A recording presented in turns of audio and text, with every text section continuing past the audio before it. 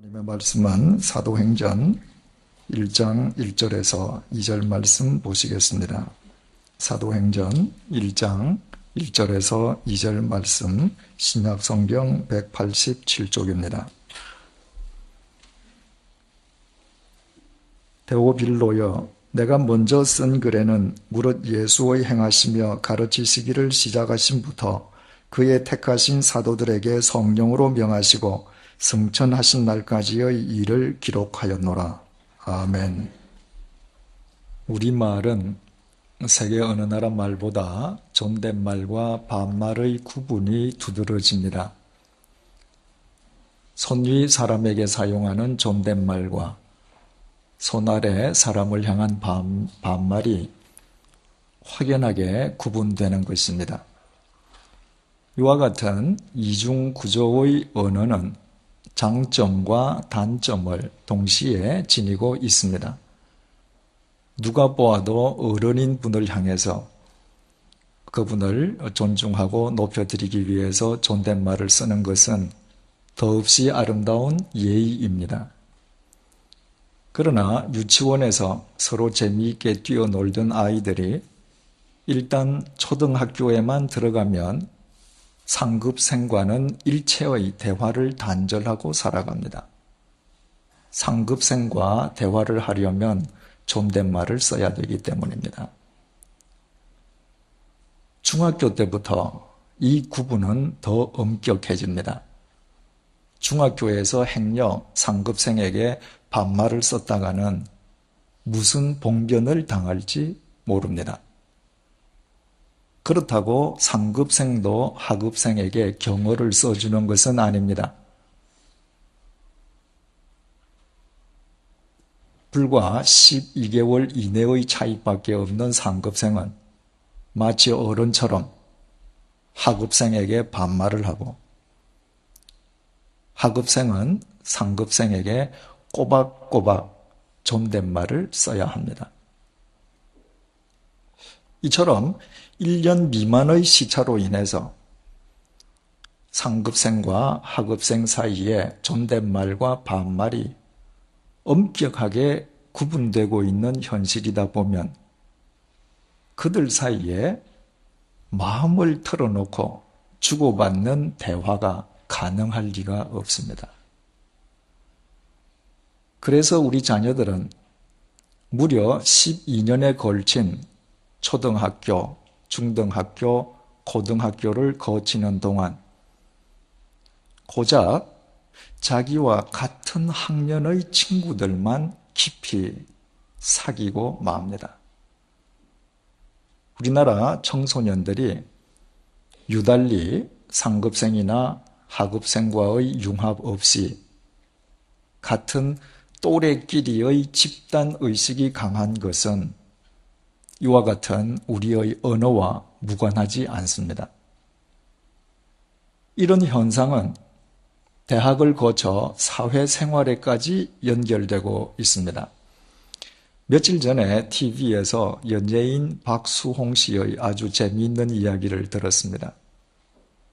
식당이나 길을 걸어가다가 자신은 기억조차도 못하는 사람이 다가와서 반갑게 손을 내밀며 인사를 청할 때 박수홍 씨는 자신도 무지무지하게 반갑다는 듯이 상대방의 손을 잡고 아이고 이게 아이고 얼마만인지 이렇게 아이고만 연발한답니다.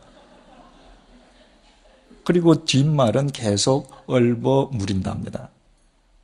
상대가 존댓말을 써야 하는 손위 사람인지 반말을 써도 좋은 아랫사람인지 구분될 때까지 그렇게 한답니다. 비단 박수홍 씨뿐만 아니라 거의 모든 한국인들이 이와 같습니다. 일반적으로 한국인들은 처음 보는 사람을 만나게 될 경우에 자신과 상대의 높낮이부터 먼저 따집니다. 나보다 나이가 많은가? 직위가 높은가? 그럴 경우에는 존댓말로 상대를 대하지만 반대의 경우가 확인되면 그 순간부터 말을 편하게 합니다. 이런 이중 구조의 언어 속에서는 모든 인간 관계가 수직적 관계를 이룰 수밖에 없고, 따라서 사람과 사람 사이의 흉금을 털어놓는 참된 대화가 어렵게 됩니다. 미국 백악관에서 근무하는 비서관들은 자신의 나이에 상관없이 자신의 상관인 대통령과 반말도 존댓말도 없는 언어로 이야기를 나눕니다. 그에 반해서 청와대의 비서관들은 대통령에게 깍듯이 존댓말을 사용하고, 대통령은 수하 사람인 비서관들에게 편하게 말을 합니다. 그와 같은 상황 속에서 대통령과 비서관 사이에 과연 백악관처럼 격이 없는 대화나 토론이 가능할 수 있겠는가? 외형적으로는 토론과 대화의 모양새를 갖출지언정 실제로는 대통령의 지시로 끝나기가 쉽습니다. 우리나라 기업체의 경우도 대동소이합니다. 우리나라 부모와 자식 간의 대화가 원활하지 않는 것 또한 그 이유를 바로 여기에서 찾을 수 있습니다. 부모와 자식 간에 사용하는 언어가 존댓말과 반말로 확연하게 구분되는 구조 속에서는 부모는 자신도 모르게 자식들에게 무엇이든 명령하게 됩니다. 자식을 자신과 대등한 하나의 인격체로 존중하는 것이 아니라 수직적 인간 관계 속에서 자기 명령의 대상자로만 간주하는 것입니다. 그러다 보면 어느 날부턴가 부모와 자식 간에는 지극히 의례적인 인사말을 제외하고는 진정 대화다운 대화는 실종되어 버리고 맙니다. 우리 사회가 여러 면에 걸쳐 수직적 인간 관계를 이루고 있는 것은 그 요인이 수없이 많겠지만, 우리가 사용하고 있는 언어가 이중 구조의 언어인 결과이기도 합니다. 그렇다면 하나님을 믿는 우리가 주님의 몸된 교회의 지체가 된다는 것, 크리스찬으로서 서로 사랑한다는 것은 우리 자신도 모르게 그동안 익숙해져 온 수직적 인간 관계를 극복하는 것임을 알게 됩니다. 비록 직위와 직책, 연령상 형격한 차이가 있을지라도 역할의 무겁고 가벼움을 떠나서 상대를 자신과 대등한 인격체로 존중하는 것으로부터 참된 사랑과 대화는 가능해지게 됩니다. 교회의 역사와 주님을 쫓는 사람들의 행적을 밝혀주는 사도행전은 그 막이 이렇게 오르고 있습니다. 데오빌로여, 내가 먼저 쓴 글에는 무릇 예수의 행하시며 가르치시기를 시작하심부터 그의 택하신 사도들에게 성령으로 명하시고 승천하신 날까지의 일을 기록하였노라. 누가가 기록한 사도행전은 누가가 사도행전에 앞서 기록했던 누가복음의 핵심을 상기시켜주는 것으로부터 시작되고 있는 바, 이에 대해서는 지난 5주 동안 우리가 상세하게 살펴보았습니다. 오늘 본문을 통해서 우리가 마지막으로 함께 생각하고자 하는 것은 누가가 본문에서 사도행전의 수신자로 직접 거명한 데오빌로에 관해서입니다. 데오빌로는 사도행전의 수신자일 뿐만 아니라 누가복음의 수신자이기도 했습니다. 누가복음은 이렇게 시작되고 있습니다. 우리 중에 이루어진 사실에 대하여 처음부터 목격자 되고 일꾼된 자들의 전하여 준 그대로 내력을 기술하려고 붓을 든 사람이 많은지라 그 모든 일을 근원부터 자세히 미루어 살핀 나도 데오빌로 각하에게 차례대로 써보내는 것이 좋은 줄 알았노니 이는 각하로 그 배운 바의 확실함을 알게 하려 함이라. 사도행전에서와 마찬가지로 누가는 누가복음의 벽두에서부터 누가복음의 수신자가 데오빌로임을 분명하게 밝혔습니다. 그런데 사도행전에 앞서 기록된 누가복음의 데오빌로에 대한 호칭과 사도행전의 호칭이 동일하지 않다는 사실을 우리는 발견하게 됩니다. 누가복음은 데오빌로를 각하라고 부른 데 반해서 사도행전은 각하란 호칭을 생략한 채 그냥 데오빌로라고만 불렀습니다. 2000년 전 로마 제국은 철저한 계급사회, 이를테면 수직적 사회였습니다. 그 사회에서 각하로 불릴 수 있는 사람은 총독 이상의 고위 관리뿐이었습니다. 우리말 각하로 번역되어 있는 헬라어 크라티스토스는 본래 가장 고귀한 자란 의미입니다. 그래서 이 단어가 신약 성경에서는 데오빌로를 제외하면 베스도 총독과 벨릭스 총독에게만 사용되었습니다. 이 호칭은 그만큼 높은 자를 위한 호칭이었습니다. 누가가 누가복음에서 데오빌로를 각하라고 불렀다고 하는 것은 식민지 백성 유대인이었던 누가에게 데오빌로는 그만큼 지체 높은 사람이었음을 의미합니다. 바꾸어 말하면 데오빌로 각하와 누가 사이에는 결코 대등해질 수 없는 수직적 관계가 깊이 자리 잡고 있었음을 의미합니다. 그런데 세월이 흘러 똑같은 누가가 사도행전을 기록할 때에는 똑같은 데오빌로에게 각하란 호칭을 쓰지 않고 마치 다정스런 친구를 부르듯이 그냥 데오빌로라고 불렀습니다. 이것은 누가가 기록해 보낸 누가복음에 의해 예수 그리스도를 믿게 된 데오빌로와 식민지 백성이었던 유대인 누가 사이에 존재하고 있던 수직적 관계가 극복되었음을 의미합니다.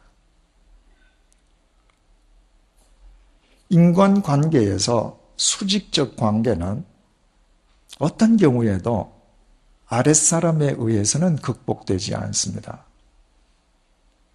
아랫사람이 일방적으로 수직적 관계를 허물려고 하면 그것은 하극상에 지나지 않습니다. 수직적 인간관계는 오직 윗사람에 의해서만 극복됩니다. 데오빌로를 각하로 불렀던 누가가 사도행전에서 그냥 데오빌로라고 불렀다고 하는 것은 예수 그리스도를 믿게 된 데오빌로가 자신과 누가를 대등한 반열에 올려놓았기 때문에 가능한 일이었습니다. 만약 그렇지 않았던들 누가는 사도행전을 기록하면서도 계속 데오빌로를 각하라고 불러야만 했을 것입니다. 데오빌로가 각하라는 자신의 호칭을 사양했다고 해서 그가 로마 제국 총독 이상의 고위 관리직을 떠났음을 의미하는 것은 아닙니다. 그는 변함없이 로마 제국의 고위 관리였지만 주님을 믿고서부터 주님 안에서 그의 인간 관계와 직책의 의미가 새로워졌던 것입니다. 복음을 전하는 복음서에서 데오빌로 카카라고 불렸던 그가 교회의 역사를 밝혀주는 사도행전에서는 그냥 데오빌로로 불렸습니다.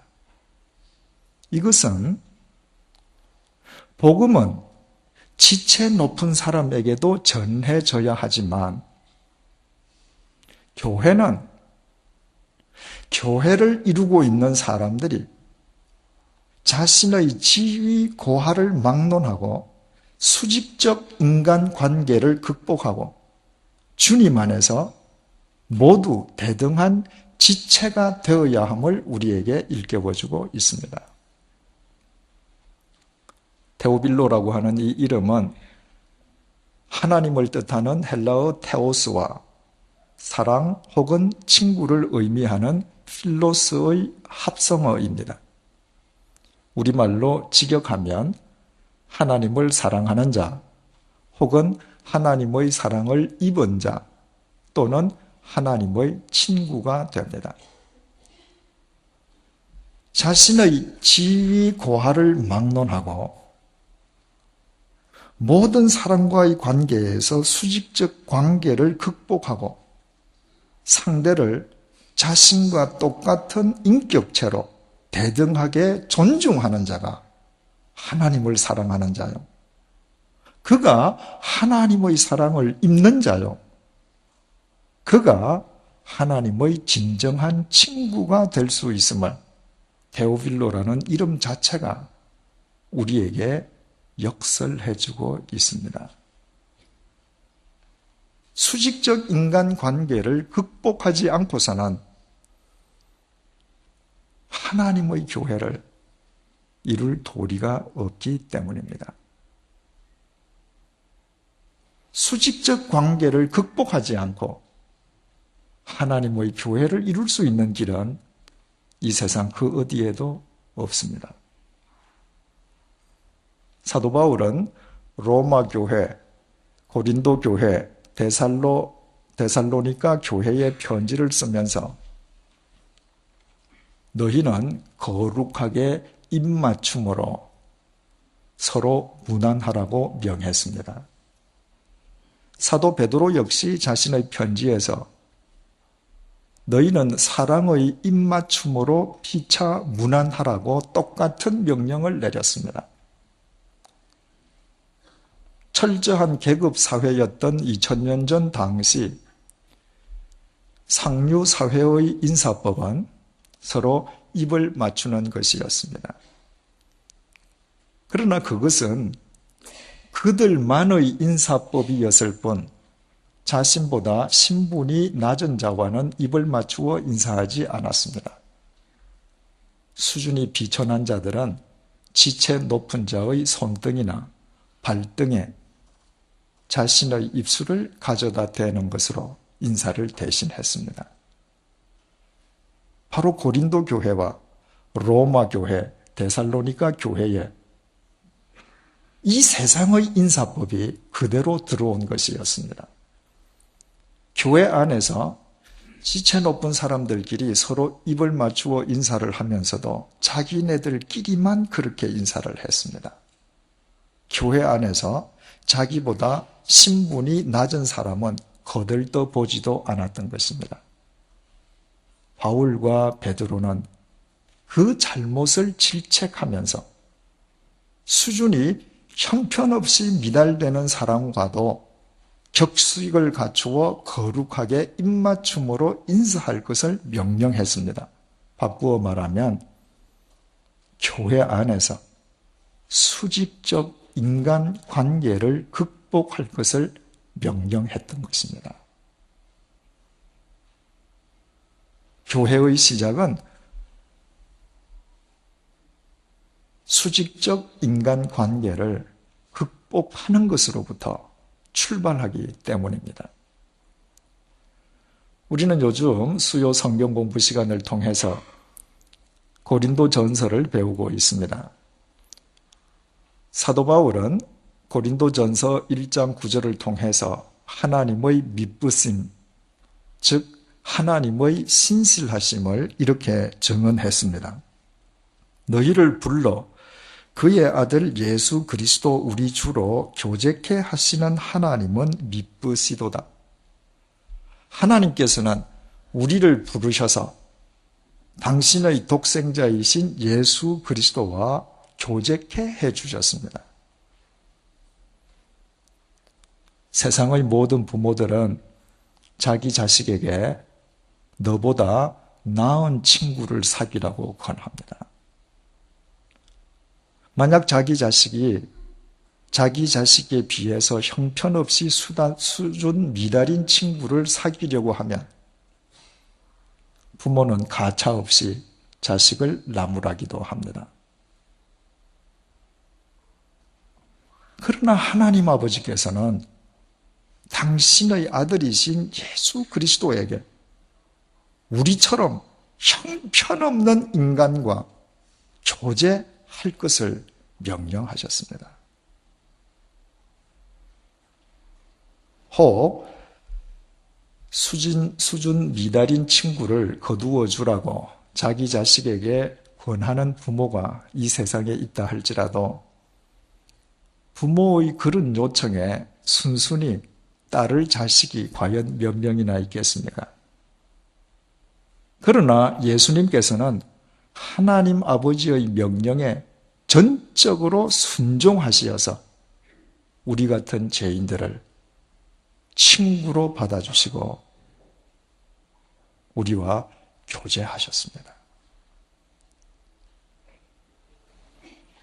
수준 미달의 친구에게 긍휼을 베풀기를 권하는 부모라 할지라도 자기 자식이 그 수준 미달의 친구를 일평생 동업자로 삼는다면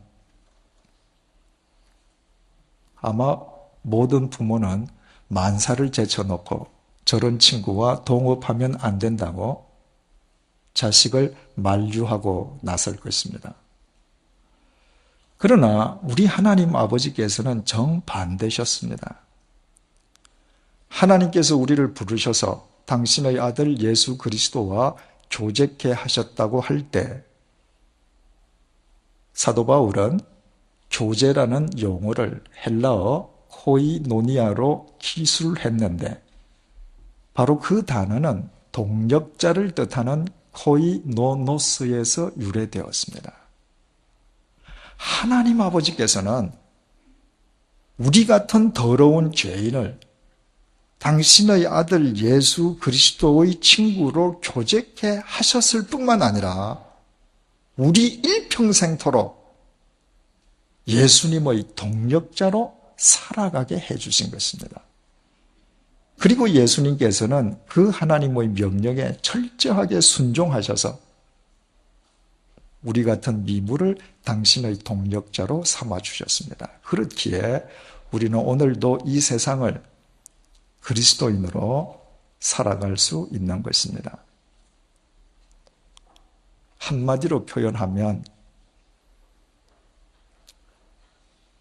우리 하나님 아버지께서는 하나님과 우리 사이의 수직적 관계를 예수 그리스도 안에서 수평적 관계로 바꾸어 주셨습니다.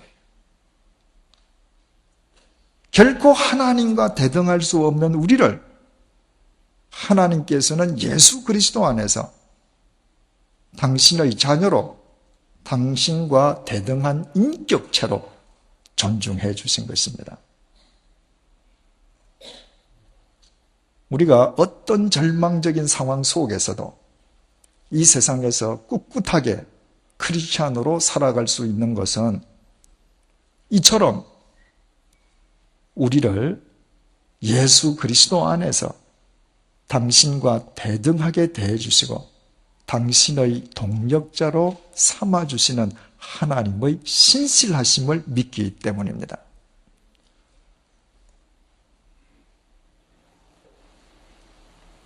이처럼 하나님과 우리 사이의 수직적 관계를 하나님께서 먼저 허물어 주셨음을 우리가 진정으로 믿는다면 하나님의 그 은혜에 대한 우리의 보답은 두말할 것도 없이 우리가 만나는 사람 사이의 수직적 인간 관계를 극복하는 것으로 나타나야 합니다. 그러나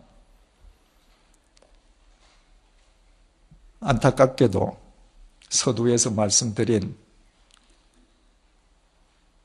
우리 자신도 모르게 우리 자신의 의식 속에 깊이 뿌리 내리고 있는 수직적 인간 관계가 교회 안에서까지 그대로 답습되고 있는 것은 참으로 안타까운 일이 아닐 수 없습니다.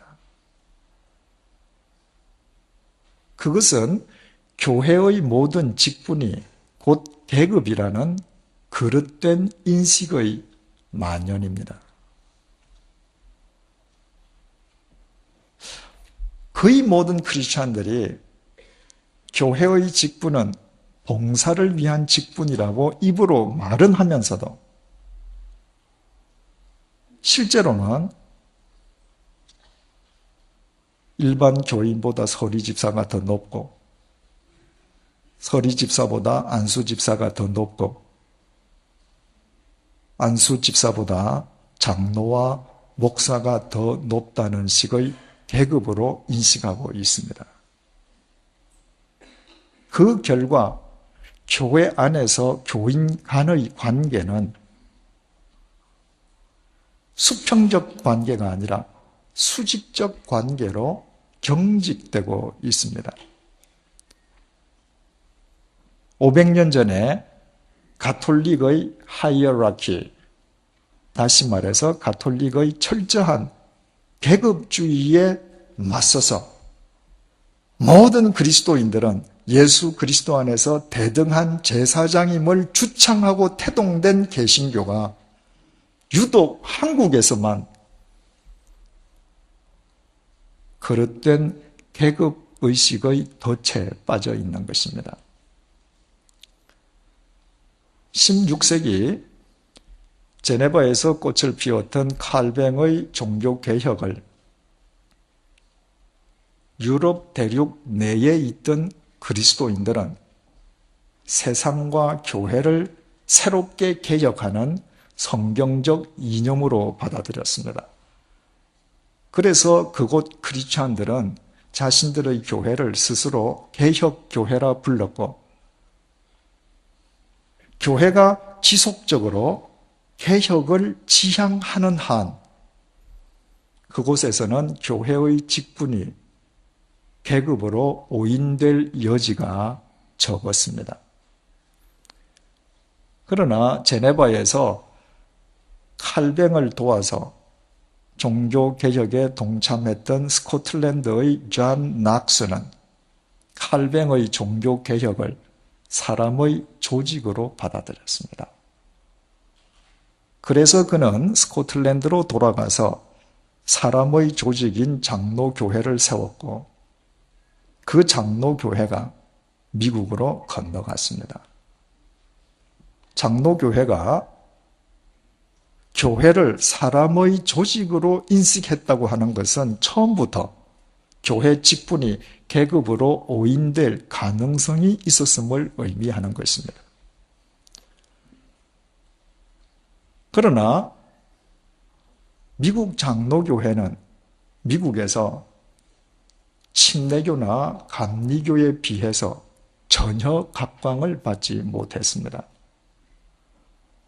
교인들에 의해서 선출된 특정인이 일평생토록 중요 직분자의 영향력을 행사한다는 것은 자유분방한 미국인으로서는 받아들일 수 없는 일이었기 때문입니다.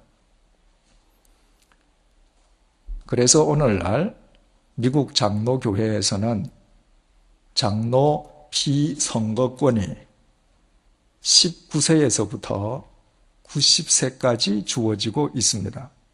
10대의 장로가 있을 수 있는가 하면 90대의 장로도 있을 수 있는 것입니다. 전 교인의 투표에 의해서 선출된 장로는 3년간 봉사할 수 있습니다. 3년이 끝난 뒤에 다시 3년을 더 봉사하기 위해서는 전 교인의 투표 과정을 다시 거쳐야 합니다. 6년을 계속해서 봉사한 사람은 반드시 1년을 휴무해야 합니다. 그 1년 후에 재차 장로로 봉사하기 원하는 사람은 또다시 전 교인의 투표 과정을 거쳐야 합니다. 그러나 대부분의 경우에 당사자들은 6년 이상의 봉사를 원치 않습니다. 심지어는 많은 사람들이 3년 봉사로 끝내기도 합니다. 미국 장로교회에서는 일단 장로로 선출되면 교인을 신방하고 성경 공부를 인도하고 교인들의 상담에 응해야 하는 등 사회인으로서 장로직 수행이 여간 어렵지 않기 때문입니다. 이처럼 미국 장로교회는 교회의 직분이 계급이 아니라 10대에서부터 90대에 이르기까지 각 연령과 직능을 대표하는 봉사직일 뿐임을 분명하게 제도적으로 못 박아두고 있습니다. 유럽의 개신교회들도 마찬가지입니다. 목사가 교회에서 전횡을 할 수 없도록 목사에 대한 철저한 제도도 마련해두고 있으면 두말할 나위도 없습니다.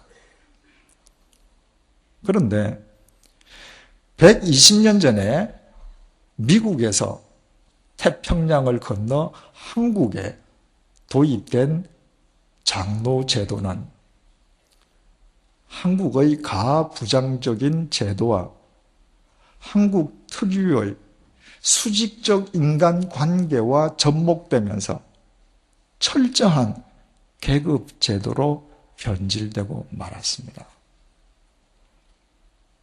목사를 포함해서 장로를 계급으로 인식하면서 장로에 이르기 위한 과정으로 간주된 서리집사와 안수집사도 모두 계급이 되어버린 것입니다. 성경에서는 말할 것도 없고 세계 그 어디에서도 유래를 찾아볼 수 없는 권사직 역시 결과적으로 여자를 위한 계급이 되어버렸습니다.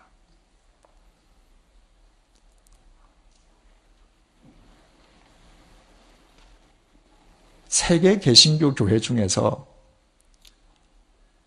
유독 한국 개신교회만이 이미 용도 폐기된 시효를 상실한 100년 전의 옷을 그대로 입고 있는 것입니다. 오늘 한국 개신교회가 안고 있는 모든 문제를 근원을 거슬러 올라가면 결국은 교회 직분을 수직화되고 계급화된 낡은 옷을 여전히 입고 있는 데서부터 비롯되고 있음을 알게 됩니다. 그 낡은 옷을 입고서는 수직적 인간관계를 극복하지 않고서는 교회 안에서 참된 사랑과 봉사가 불가능할 수밖에 없고, 그것이 불가능하다면 아무리 사람이 많이 모여도 진정한 의미에서 교회일 수는 없는 것입니다. 그렇다면 우리는 여기에서 한국 교회 개혁의 궁극적인 목표가 무엇이어야 하는지 우리는 명백하게 알게 됩니다. 이미 시효가 지나버린 낡은 옷을 벗어버리고 수직적 인간관계와 교회의 모든 직분을 계급화시켜온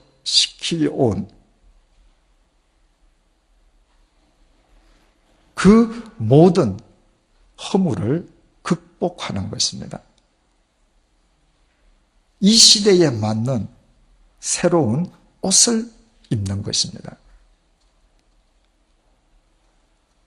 작년에 집권 여당의 원내대표였던 실세 국회의원이 아파트 분양 원가 공개와 관련해서 대통령과 의견이 맞서자 대통령을 향해서 계급장을 떼고 이야기하자고 공개 발언을 해서 구설수에 올랐던 적이 있습니다. 그것은 집권 여당의 원내대표로서는 어느 모로 보나 부적절한 발언이었습니다.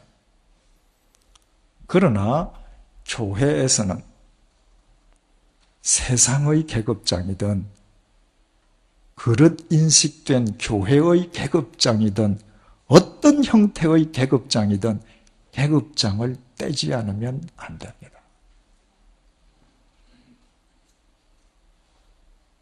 데오빌로 각하가 각하라는 계급장을 떼고 누가를 자신과 동등한 인격체로 존중해 줌으로써 누가와 더불어 사도행전의 막을 올렸듯이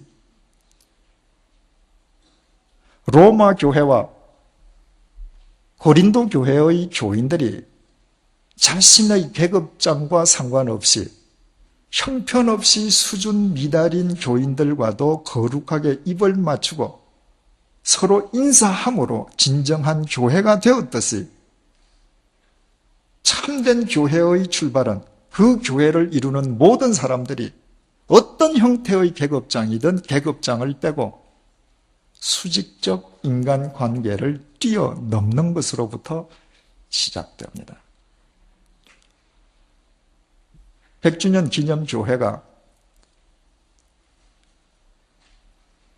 선교 200주년을 향해서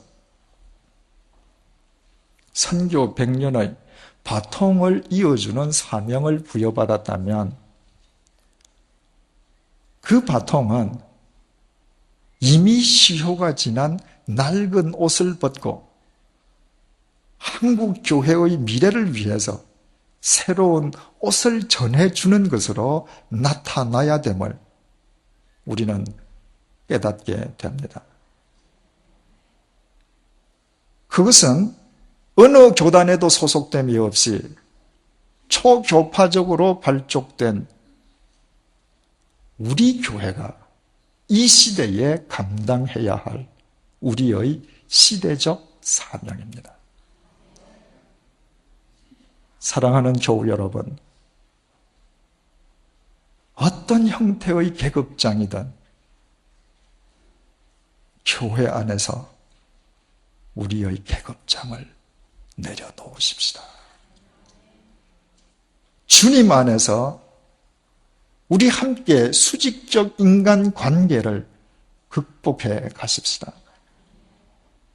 주님 안에서 모두 하나님의 자녀 된 자답게 정말 서로 사랑하며 살아가십시다.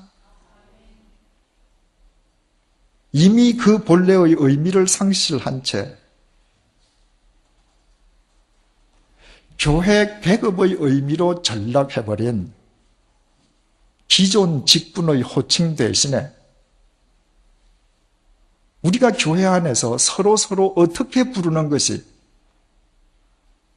교회의 본질에 가장 합당한 성경적 호칭이 될 수 있는지 우리 함께 고민해 보십시다. 교회의 직분이 어떤 경우에도 계급화되거나 수직화되지 않을 수 있는 옷, 한국 교회 미래를 위해서 이 시대에 필요한 옷을 우리 함께 연구해 가십시다. 우리가 먼저 그 옷을 입고 이 시대의 사도행전을 기록해 가십시다.